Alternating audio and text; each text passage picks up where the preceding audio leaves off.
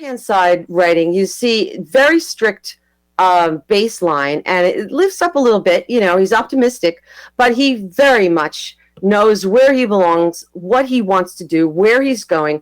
Right hand slant. He is certain of what he's doing. So much so, he has a very fast handwriting.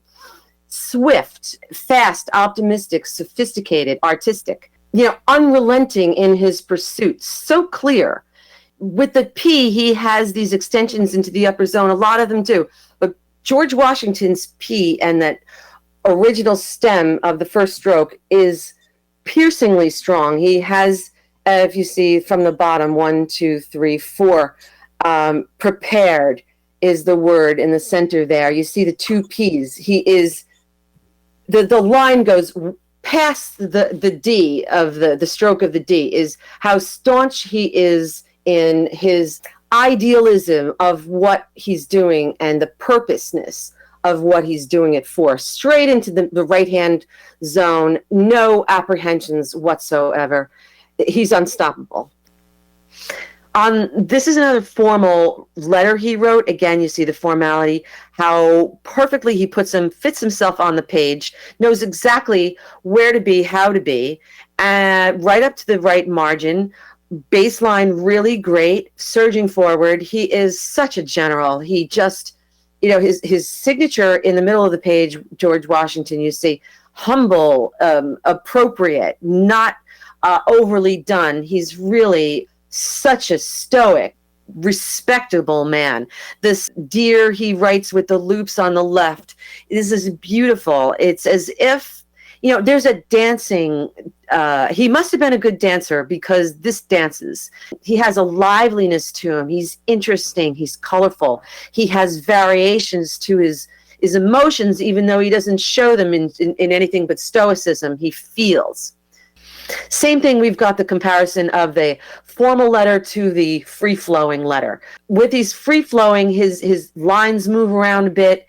His size changes. He's adaptable. You look at him on the left-hand side, and he looks like a little bit of a robot, but on the right-hand side, this is the same year, same month, he is really reachable and available, more available than you might think of him as the general on the left-hand side.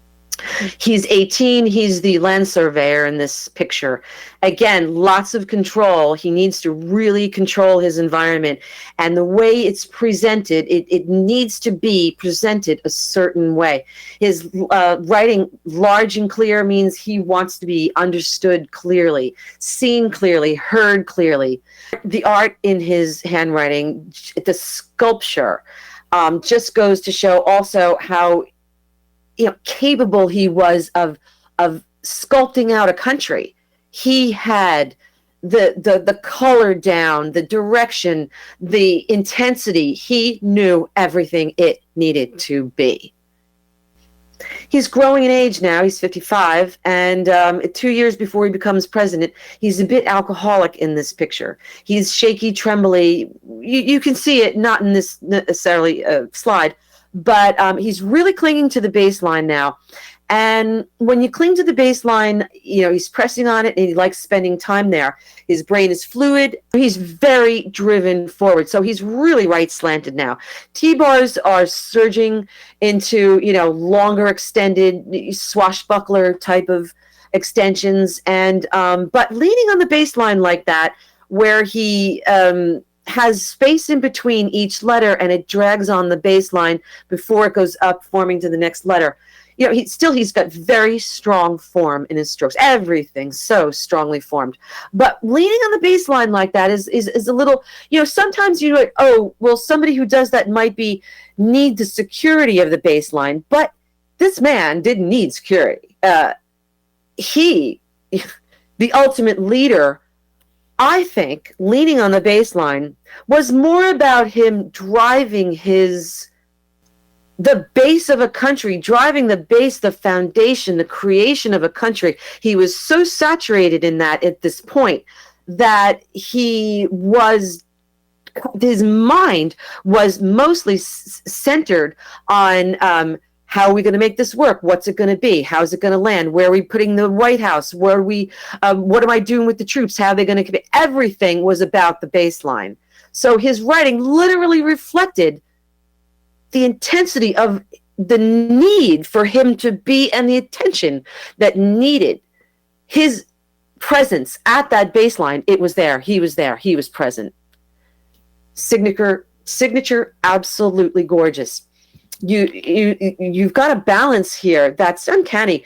It has from right to left balance, from upper to lower balance, center balance. He has this very modest but strong underlining of the G in Washington, the circle next to the capital G, and it's not necessarily a traditional G.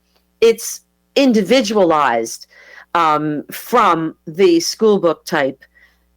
So very, very original thinker.